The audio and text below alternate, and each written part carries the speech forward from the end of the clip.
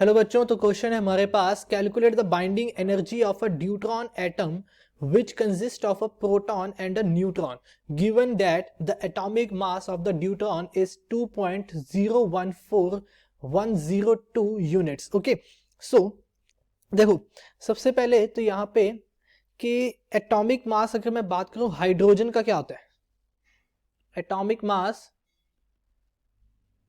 Of hydrogen MH, hydrogen, ठीक है, of hydrogen atom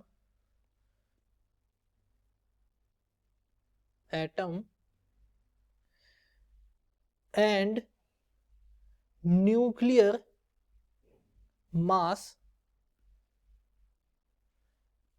MnR. देखो एटॉमिक मास क्या होता है 1.007825 यूनिट एंड न्यूक्लियर मास यानी कि Mn क्या होता है 1.0086665 यूनिट्स. ओके, तो ये हमारे पास एटॉमिक मास एंड ये आ गया हमारे पास न्यूक्लियर मास किसका, हाइड्रोजन एटम का.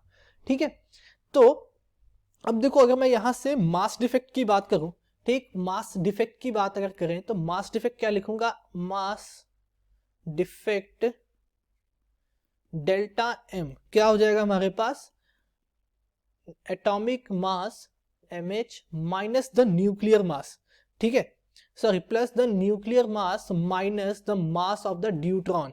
ठीक है, atomic mass of the deuteron. ठीक है, और एटॉमिक मास ड्यूट्रॉन का यहां से क्या आ जाएगा, देखो उसने बोला है given that the atomic mass of the deuteron is 2.014102.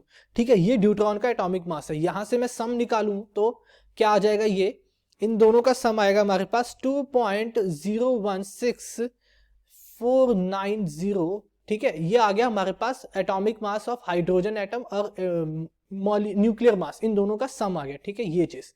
अब माइनस क्या करना है हमने, atomic mass of the deuteron, जो कि हमें क्वेश्चन में गिवन है. ड्यूट्रॉन का एटॉमिक मास है 2.014102, तो यहां पे कर देते हैं 2.014102 यूनिट्स. ओके, तो यहां से हमारे पास सॉल्व करके आ जाएगा 0.002388 यूनिट्स. ठीक है, कितना आ गया 0.003 यूनिट्स. अब देखो 1 यूनिट क्या होता है हमारे पास 931.5 मेगा इलेक्ट्रॉन वोल्ट्स बनाता है. ठीक है, अगर 1 यूनिट की मैं बात करूं तो 1 U या 1 AMU भी जिसे हम बोलते हैं, तो वो हमारे पास क्या होता है 931.5 मेगा इलेक्ट्रॉन वोल्ट्स एनर्जी के इक्वल होता है. ठीक, अगर मैं बात करूं यहां पे मास डिफेक्ट की करस्पॉन्डिंग है.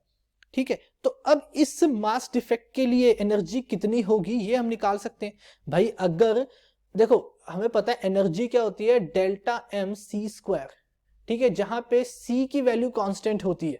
ठीक है, C की वैल्यू क्या होती है, कांस्टेंट होती है. तो एनर्जी बेसिकली डिपेंड किस पे करता है, that is the mass defect delta M.